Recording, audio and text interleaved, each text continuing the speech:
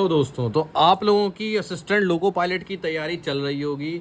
Vacancy इस बार बढ़ चुकी हैं, लगभग 18,000 साढ़े 18,000 हो चुकी हैं। और मैं सच बता रहा हूँ, ये अगर आप वाकई में तैयारी कर रहे हो तो आपके लिए गोल्डन चांस है इस साल नौकरी लेने का।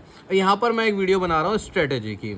अब इस स्ट्रेटेजी वाली वीडियो में 3 हिस्से कर लिए गए हैं। आप में से बहुत से ऐसे बच्चे होंगे जिन्होंने अभी तैयारी शुरू नहीं की होगी या फिर जस्ट अभी शुरू की होगी, यानी अभी उन्होंने सिलेबस कंप्लीट नहीं करा होगा। और कुछ बच्चे ऐसे होंगे जिन्होंने सिलेबस कंप्लीट कर लिया, पर वो जब भी मॉक टेस्ट देते होंगे उनके ज़्यादा नंबर नहीं आकर 50 या 55 से कम रह जाते होंगे। और कुछ बच्चे ऐसे होंगे जिन्होंने सिलेबस कंप्लीट कर लिया और जब वो मॉक टेस्ट देते होंगे तो उनके नंबर सही आते होंगे, अच्छे आते होंगे, यानी 55 नंबर से ज़्यादा आते होंगे। CBT 1 जो कि आपका होगा 75 मार्क्स का। कितने मार्क्स का? 75 मार्क्स का। और लगभग 75 मार्क्स ही फाइनल मेरिट जाएगी, वो आउट ऑफ 100 वो बाद की बात है। CBT 1 में आपको पास होना जरूरी है। और हालांकि 50 या 55 नंबर पे मेरे हिसाब से आप लोग CBT 1 को पार कर लेंगे। CBT 2 में जिसके 55 नंबर या उससे CBT 1 में 55 नंबर से ज़्यादा लाने वाले बच्चे शायद पार हो जाएं। ठीक है, अब जरा तैयारी की सुन लेते हैं। सभी लोग ध्यान से सुनना, काम की वीडियो है, कुछ ना कुछ आपको जरूरी बात यहाँ पर पता चलेगी। सबसे पहले उन बच्चों की बात करते हैं जो अभी तैयारी जिन्होंने शुरू करने की सोच रहे हैं या अभी शुरू करी है। सबसे पहले आप जो तैयारी करें वो सबसे पहले अपना सिलेबस डाउनलोड कर लें भैया। ऐसे नहीं करें उल्टी सीधी कुछ भी तैयारी। अभी आप गूगल पे जाइए, गूगल पे लिखिए RRB ALP 2024 नोटिफिकेशन। उस नोटिफिकेशन में जाना, आपको सिलेबस मिलेगा। मैथ की कॉपी बनाइए, उसके फ्रंट पेज पे मैथ का सिलेबस लिखिए कंप्लीट। रीजनिंग की कॉपी बनाइए, उस पर रीजनिंग का सिलेबस लिखिए कंप्लीट। साइंस की कॉपी बनाइए, साइंस का लिखिए, अप टू 10th क्लास की साइंस लिखी होगी।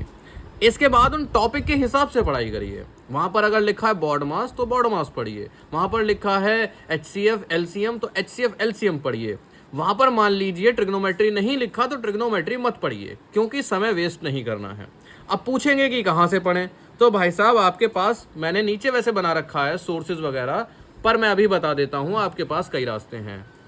मेरी सलाह मानिए, अगर आप कोचिंग भी ज्वाइन करना चाहते हैं अपने घर के पास या आपके शहर में कोई कोचिंग है तो आप ज्वाइन कर लीजिए, बहुत अच्छी बात है। उससे क्या होगा यार, जिंदगी भर की बात हो जाती है नौकरी लगना। और कोचिंग से अगर आपको कोई बेनिफिट मिल रहा है तो जरूर लीजिए। यूट्यूब से पढ़ने में आपको मजा आ रहा है तो यूट्यूब से पढ़िए, बुक से मजा आ रहा है तो बुक से पढ़िए, पर पढ़िए। इसके बाद जो साइंस है, साइंस में न्यूमेरिकल्स आते हैं, वो भी किस सब्जेक्ट से ज़्यादा? फिजिक्स से। फिजिक्स के न्यूमेरिकल आपको देखने को मिलेंगे, तो साइंस में न्यूमेरिकल्स के का ध्यान रखिए। मैथ, रीजनिंग, साइंस 3 ही सब्जेक्ट हैं जिस पर आपको फोकस रखना है। उसमें आपको साइंस के न्यूमेरिकल यानी फिजिक्स के न्यूमेरिकल भी ध्यान रखने हैं। बात करें केमिस्ट्री और बायोलॉजी की, तो उसमें फैक्ट्स और एक्सेप्शंस पे आपको मेन फोकस रखना है। ठीक है, ये नहीं मतलब जो डेली लाइफ में यूज़ होती हैं या फिर कुछ स्पेशल फैक्ट्स होते हैं कि जैसे किसी चीज़ में कुछ स्पेशलिटी हो या फिर कुछ एक्सेप्शन हो, वही सवाल सबसे ज़्यादा पूछे जाते हैं। अगर मैथ में, रीजनिंग में या फिर साइंस में आपको कोई चैप्टर, कोई टॉपिक बहुत ज़्यादा कठिन लगता है, आप उस पर समय और अपना दिमाग वेस्ट ना करें। आप अभी उसको छोड़कर उस पर गोला बनाकर, क्योंकि आपने सिलेबस तो लिखा होगा, आगे बढ़ जाइए। पहले अपना सिलेबस कंप्लीट करने पर ध्यान दीजिए, वरना उसके चक्कर में आपके बाकी टॉपिक्स बेकार हो सकते हैं।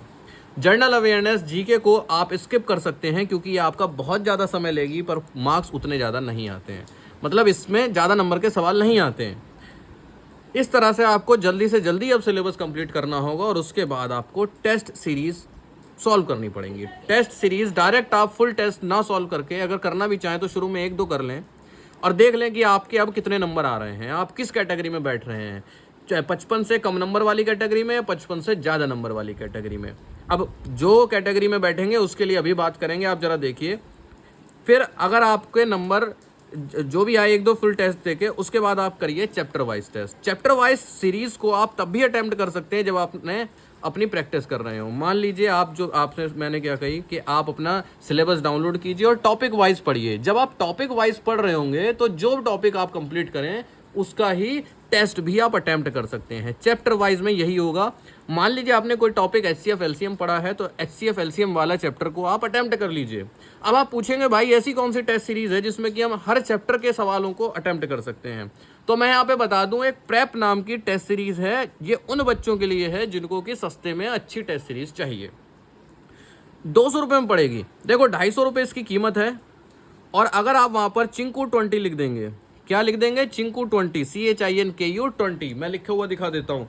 अगर आप इतना लिख देंगे तो ये आपको कितने की पड़ेगी? 199 की। 250 से कितने की पड़ेगी? 199 की। कैसे निकालेंगे जरा आप भी सॉल्व कर लीजिए जिससे आपकी प्रैक्टिस हो जाए। भाई 250 का 10% कितना होगा? 25। 10% होगा 25, तो 20% कितना होगा? 25 का दुगना 50, तो 250 में 50 रुपए कम हो जाएंगे, बचे कितने? 200 रुपए। तो 200 रुपए को मतलब 199 को 200 ही मान के चलो, तो 200 रुपए की आपकी टेस्ट सीरीज पड़ेगी, वो भी कितने दिन की? 1 साल की। और 1 साल में मुझे उम्मीद है आप CBT 1, CBT 2, JE, NTPC, psycho सब आ जाएगा आपका, और सब इसी 200 रुपए में कवर हो जाएगा। ठीक है, अब इसमें आप क्या करेंगे? चैप्टर वाइज टेस्ट करेंगे, उससे आपके वो चैप्टर्स मजबूत होंगे। अब आपको जो कठिन चैप्टर लग रहे थे, अब आप जरा उनको पढ़ के उनके सवाल भी देखिए, क्या पता आपको वो सवाल करने में कठिन लग रहे हो पर पेपर में उस चैप्टर से आसान सवाल आ रहे हो। इसके बाद आप प्रीवियस ईयर क्वेश्चन करिए, क्योंकि आप चैप्टर वाइज सवालों को कर चुके हैं, तो अब आप पहले के जो फुल टेस्ट थे उनको और अच्छे से अटेम्प्ट कर पाएंगे। अगर आपके पहले कम नंबर आ रहे थे तो अब आपके बढ़ेंगे नंबर। पढ़ाई के कुछ सोर्सेज हैं, जैसे कि बुक हो गया, यूट्यूब हो गया और कोचिंग हो गया। मेरी माने अगर आप के शहर में अच्छी कोचिंग्स हैं तो लगा लीजिए। भाई आपने पढ़ाई करी, 12th तक पढ़ाई करी, ग्रेजुएट हुए या डिप्लोमा किया, बीटेक किया, और उसके बाद नौकरी की तैयारी कर रहे हो, तो कमी तो मुझे पता आप नहीं छोड़ोगे। इसके बाद अब उन बच्चों की बात कर लेते हैं जिन्होंने सिलेबस पूरा कर लिया। भाई ये वाले बच्चे भी तो सिलेबस पूरा करेंगे और उसके बाद मॉक टेस्ट देंगे, तो पर मॉक टेस्ट में आपके 50 या 55 से कम नंबर आ रहे हैं। अब आपको क्या करना है? आपको करना यह है कि आपको अगला स्टेप नहीं लेना है, आपको अभी इसी को ही इंप्रूव करना है, क्योंकि अगर आप इसको इंप्रूव कर लेंगे तो CBT 2 में आपको बहुत हेल्प मिलेगी। वही चीज करनी है। सबसे पहले आप चैप्टर वाइज टेस्ट सीरीज दो। ठीक है, चैप्टर वाइज टेस्ट सीरीज देने से क्या होगा? आपका हर चैप्टर अच्छा होगा। इसके बाद आप सेक्शन वाइज टेस्ट सीरीज दो।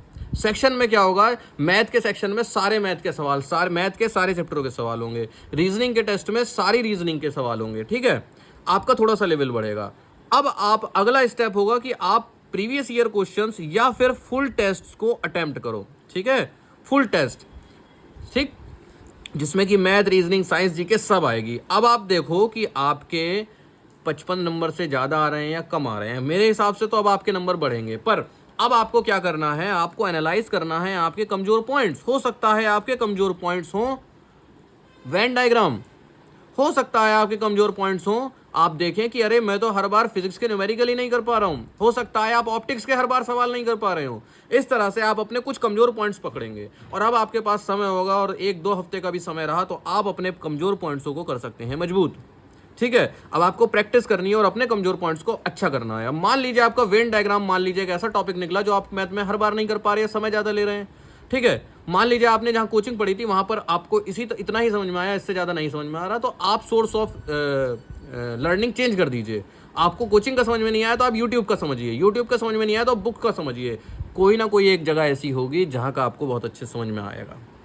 आप इसको अलग अलग चैनल से भी चेक कर सकते हैं, क्योंकि ऐसे बहुत अच्छे अच्छे टीचर्स हैं जो बहुत सारी चीज़ें बहुत अच्छी ट्रिक से समझा सकते हैं। मैं कभी नहीं कहता कि आप ट्रिक सीखिए, पर 10 में से एक टॉपिक की ट्रिक तो आप सीख ही सकते हैं जिसमें आप फंस रहे हों। 10 की 10 की ट्रिक सीख लेंगे तो आप फिर फंसने लग जाओगे। आप पेपर के समय भूल जाओगे कि अरे यार क्या ही ट्रिक थी इसकी। ज़्यादा ट्रिक सीखने में भी तो कन्फ्यूजन हो जाता है। कूपन कोड ध्यान रखना, चिंकू 20 है। ठीक है, मैं डिस्क्रिप्शन में लिंक दे दूंगा इस ऐप का, आप वहां पर क्लिक करिएगा, डाउनलोड करिएगा और खरीदते समय कूपन कोड में चिंकू 20 लिख देना। इसके अलावा अगर आप सोच रहे हो कि अरे यार पैसे खर्च हो जाएंगे, तो जो चीज़ें फ्री में है आप वो यूज़ करिए। जितने टेस्ट फ्री में है आप उतने अटैम्प्ट करिए। अब बात करते हैं उन बच्चों की जिन बच्चों की तैयारी अच्छी है, जिन्होंने सिलेबस कंप्लीट किया और मॉक टेस्ट जब वो दे रहे हैं तो उसमें भी अच्छे नंबर आ रहे हैं। तो देखिए, अब आपको यहाँ पर बहुत ज़्यादा एक ही जगह पर अटके रहने की जरूरत नहीं है। आप यहाँ पर अच्छा गेम खेल रहे हैं, अब आप आगे बढ़िए। ठीक है, ये मॉक टेस्ट आप डेली देते रहिए। CBT 1 का मॉक टेस्ट आप डेली 1-2 लगाते रहिए। ठीक, ऑनलाइन टेस्ट सीरीज़ में इसीलिए बताता हूँ एक से ज़्यादा ले लीजिए, जिससे आप अलग अलग टेस्ट लगा सकें और आपके पास मॉक टेस्ट की संख्या ज़्यादा रह सके।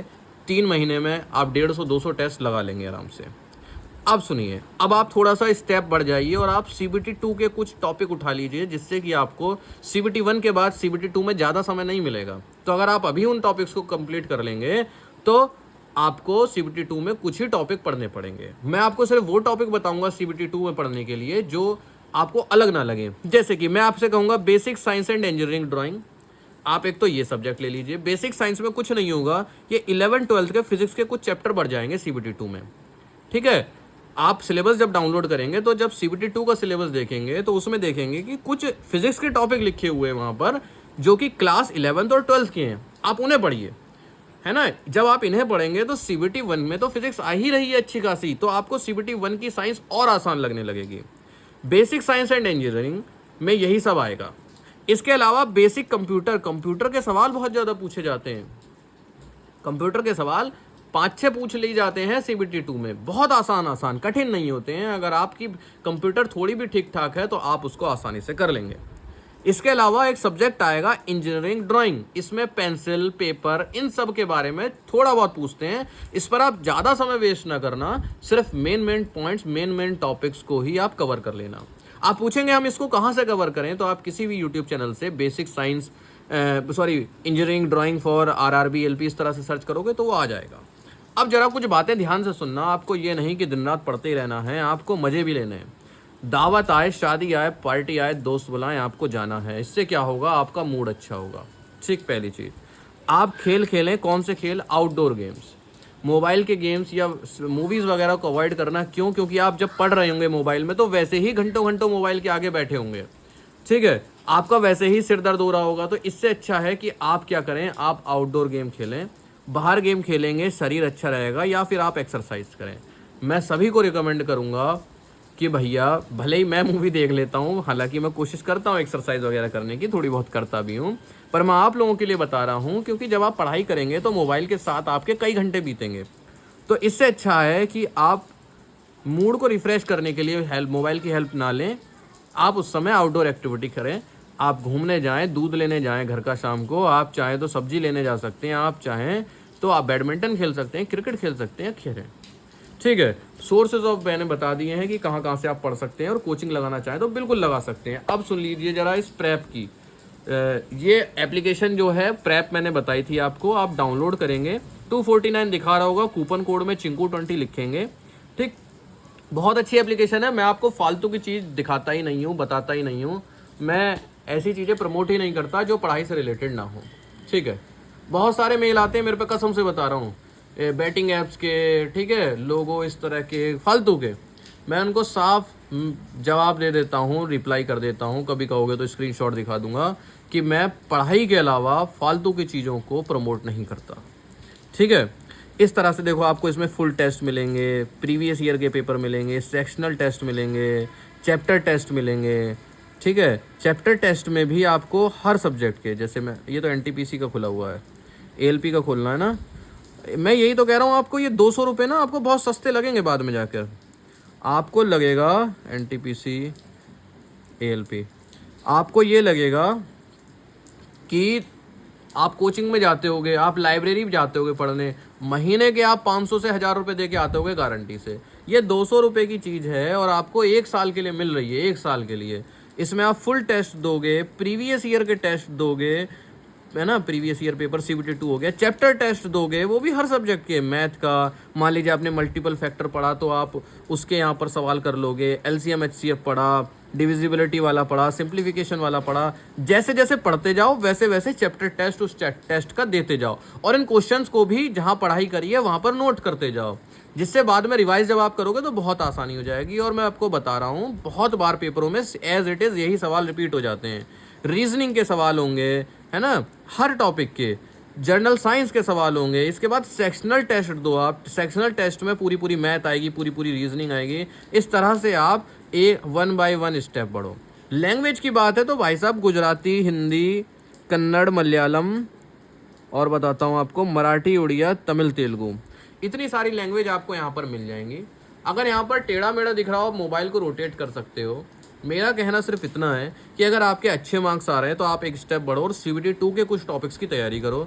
अगर आपके सिलेबस कंप्लीट करने के बाद भी अच्छे नंबर नहीं आ रहे हैं तो आप मॉक टेस्ट ज़्यादा से ज़्यादा दो, अपने वीक पॉइंट्स को एनालाइज करो और फिर उन वीक पॉइंट्स को अलग अलग सोर्सेज से, यूट्यूब से, बुक से, छोटे बच्चों की बुक से अच्छा करो। और अगर आप उनमें से हैं जिन्होंने अभी तैयारी शुरू नहीं करी है, जस्ट शुरू करी है, तो आप क्या करिए, सिलेबस के हिसाब से पढ़िए, एक टॉपिक पढ़िए और उस टॉपिक का chapter wise test, chapter test, जैसे आपने साइंस की ले ली तो आपने ये मैथ खुला हुआ है, ठीक है, परसेंटेज पढ़ा आज, तो परसेंटेज के चैप्टर के टेस्ट दिए, आपने आज रेशो प्रपोर्शन पढ़ा, तो साथ के साथ टेस्ट देते जाओ। इससे आपकी तैयारी को एक बूस्ट मिलेगा, स्पीड बढ़ेगी। आप जो जो टॉपिक पढ़ते जाओगे, साथ साथ सवाल होते जाएंगे, तो समझ लीजिए वो चैप्टर आपका कंप्लीट होता जाएगा। ठीक, डिस्क्रिप्शन में आपका लिंक मिल जाएगा, कूपन कोड लिखा हुआ मिल जाएगा। उम्मीद है आप लोगों के लिए ये वीडियो काम की रही होगी और हेल्प मिले, अच्छी बात है, और आप सिलेक्शन लें। समय कम है, वैकेंसी बढ़ने के साथ आपकी उम्मीदें भी बढ़नी चाहिए।